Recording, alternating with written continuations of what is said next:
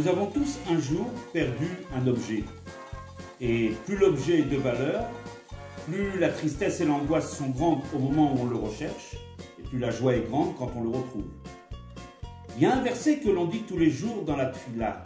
Yismach lev mevakshe Hashem. Ceux qui recherchent Akadosh Baruch Hu ont le cœur toujours rempli de joie. Il y a un dicton chassidique qui dit que justement, contrairement à un objet qu'on aurait perdu, lorsqu'on perd un objet, on est triste. Et puis si on le retrouve, on est joyeux.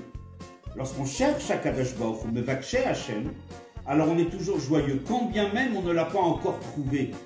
Car Akadosh Baruch Hu n'est jamais perdu, il est au fond de nous. Nous possédons tous un petit peu une parcelle d'Akadosh Baruch Hu. Donc en fait, on ne recherche pas quelque chose qu'on n'a pas, on recherche quelque chose simplement qu'on a, qu'on doit mettre en valeur.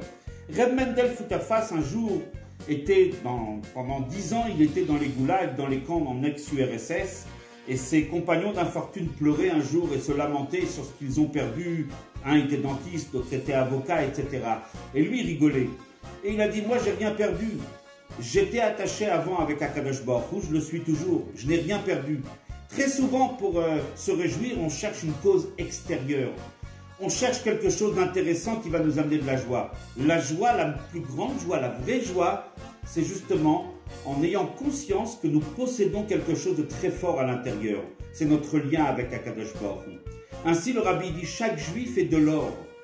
Et chaque juif possède en lui quelque chose d'inestimable, un trésor incroyable, qui est ce lien unique avec notre Créateur.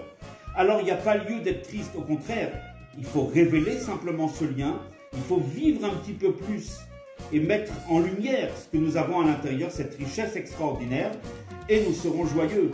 Ainsi, à quelques encablures de la Géoula, nous pouvons déjà être joyeux parce qu'on sait que la Géoula, elle arrive.